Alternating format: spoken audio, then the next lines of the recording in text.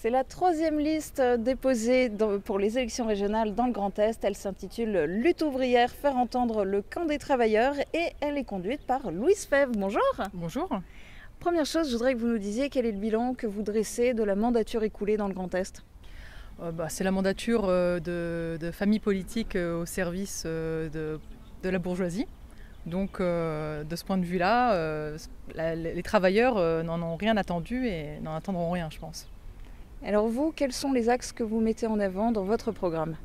Alors ce qu'on met en avant dans notre programme, c'est de dire que c'est nous, le monde du travail, qui faisons tout tourner dans la société et que de ce point de vue-là, on n'a plus rien à démontrer. D'ailleurs, la crise sanitaire, on nous a appelés les essentiels, qu'on soit caissière, ouvrière, personnel soignant, enseignant, qu'on est transporté. On a continué de produire et on a fait face à tout ça.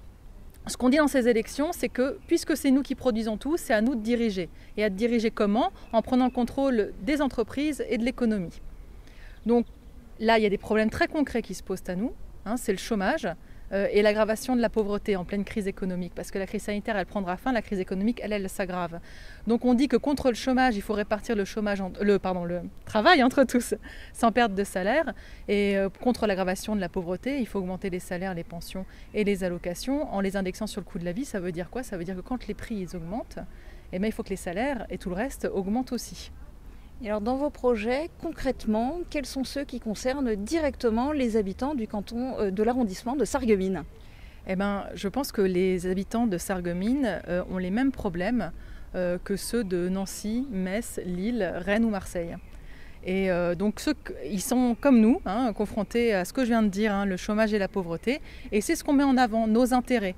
En fait, ce qu'on souhaite mettre en avant, c'est nos intérêts de travailleurs, c'est-à-dire nos salaires avant leurs profits, nos conditions de vie et de travail avant leurs dividendes.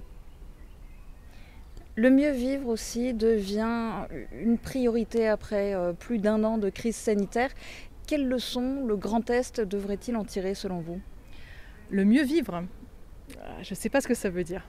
À vrai dire, honnêtement, nous, ce qu'on a vu dans notre milieu, dans la classe ouvrière, c'est une situation qui s'aggrave. Et on sait qu'il faudra se bagarrer et que ça dépendra de nous tous, le monde du travail, de changer l'organisation de la société. Alors qu'est-ce qu'il faut en retirer dans le Grand Est, le mieux vivre ? Le mieux vivre, c'est nous il faudra qu'on le conquérisse par des luttes sociales déterminées. Pourquoi les électeurs devraient-ils leur faire confiance ? Quel est le message que vous avez envie de leur faire passer ? Le message que j'ai envie de leur faire passer, c'est qu'on ait une liste de travailleurs et de travailleuses. Et que quand on fait partie du monde du travail, il faut voter pour des ouvriers. Et des ouvriers qui ont conscience de leurs intérêts politiques et matériels. De ne pas se laisser embarquer justement derrière des mesurettes qui nous seraient portées en éventail et qui nous détourneraient des choses les plus importantes pour nous. J'ai vu là, c'est la fin de la trêve hivernale, les expulsions collectives peuvent reprendre, mais avec tout le chômage partiel et les baisses brutales de salaire qu'on a eues, on va avoir de plus en plus de mal à payer nos loyers. Donc il faut augmenter les salaires, il faut répartir le travail entre tous et pour ça, ce n'est pas le bulletin de vote qui va changer notre sort. Nous, on se présente pour permettre à toutes celles et ceux qui le souhaitent d'exprimer leur camp, d'exprimer leur colère face à cette organisation de la société capitaliste et de le faire en exprimant leur intérêt en votant lutte ouvrière pour faire entendre le camp des travailleurs. Résultat, le 20 juin au soir, à l'issue du premier tour des élections régionales.